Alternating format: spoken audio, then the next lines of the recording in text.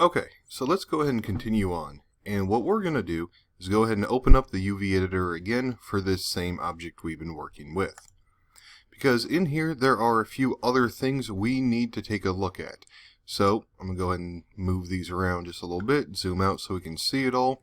Okay, so inside the UV editor we have a bunch of other options in here. Now, we did some of these little things like just, rotating around this group. But there's some other things we can do that are probably going to be a little bit better for us overall. So with everything kind of set back to the way it was originally before I did some of the rotates, let's go ahead and see what all we can do otherwise. Well, a lot of this is actually going to be in here. Now, what we kind of saw before is this. All of these different little polygons, all of these groups have this green box around them. Okay? Now, essentially what this does is create groups for us to select. So, if we double click in one of them with the polygon selected, it's going to grab all of the polygons associated with that. Okay? And this is a good way to kind of go through and grab these different sets. However, every now and then, when we do just this real basic flattened mapping, it's going to de-associate some of these edges to each other.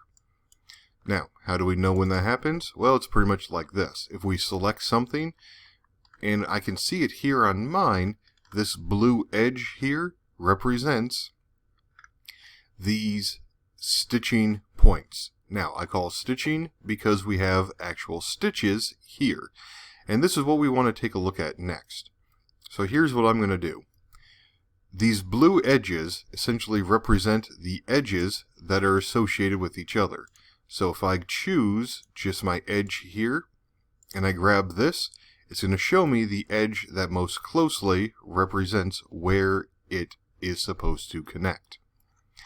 So I see that it's this object on this bottom edge is supposed to connect here. Well, I'm going to go back to my polygon selection and choose, was it this one or is it one above? Nope.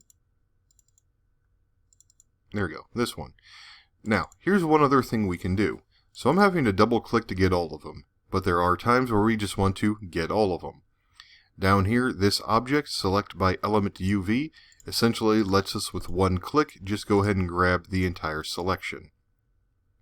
So I'm going to go ahead and do this one.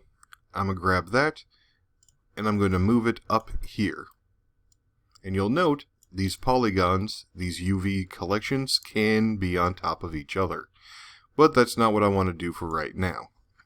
Well, with this selected, I'm going to go ahead and kind of rotate and zoom in up here, just so we can kind of see things a little bit better. I'll go about like this. So I have these two, this set and this set, that I want to connect. Well, to do that, what I need to do is actually go into my edges. So I'm going to come choose this edge. I'm going to zoom in, and that edge, hold Control, select the next one I want to connect it to.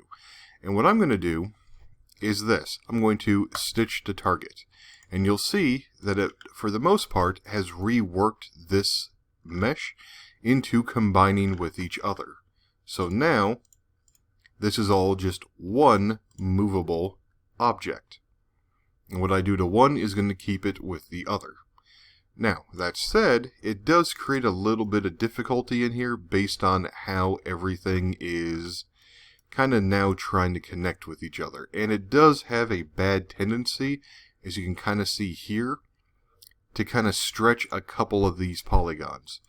So this one specifically, and then these two that connect to it,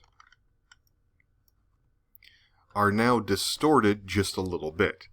Well, for something as simple as this, that's not that big of an issue to fix. We can easily just select all of these. We'll go with these points instead. And I can just grab those, just refit it so it's a little bit closer to how it should be.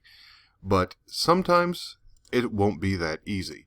So what we can do is, with it selected, or with any number of things selected, we can use this, arrange elements. which you might have to go down even further to see depending on how much you have of the screen showing. So with this, I'm going to go ahead and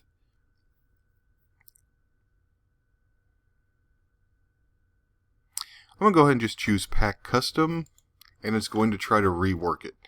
So while it helps and it's good, it can, however, kind of just fill up the area.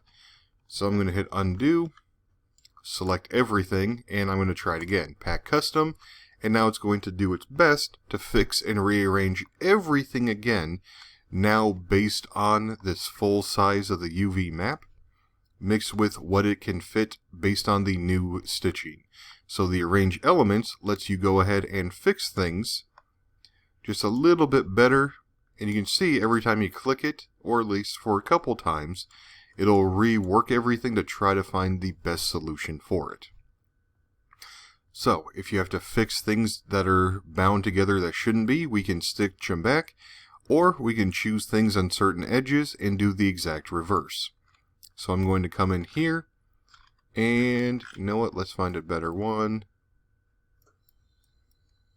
These are actually all pretty well set up, so let's do this. I'm going to grab you, move you over here. Now, you might be concerned and say, oh, all of this stuff, it's just gray. That's not true. If we click up here, we can see how it looks if everything is extended out. So those repeated patterns, and every time we can change something like how we did for this one specifically, it was actually scale. But anything that's tiling is going to break it up like this and try to fit as much of it as it can into the one section. But because we have the ability to branch out into all of these different ones, we can see all the different ways it could quote-unquote tile around to fit in all these spaces. So now that I have this, well, I'm going to say I don't really want this one here, so I'm going to select it and choose Explode. Well, when I do, it now takes this one, or in this case, this one polygon, and separates it out from the rest of these. In doing so, I've created a rather strange setup. But every now and then you want some individual part to be by itself. This is usually if you need some very specific tool. I'm sorry, let me rephrase that. A very specific part into a very specific place. In this case, if we were dealing with some kind of rounded cylindrical piece and we needed some round portion to be completely separate and moved over to an edge to line up with one of these background shapes like we can see here, that's where we would more so use it to kind of break it away so it'd be easier to control a certain section. For something as simple as what we have here, this is definitely not something we want to do. But it is something that is available.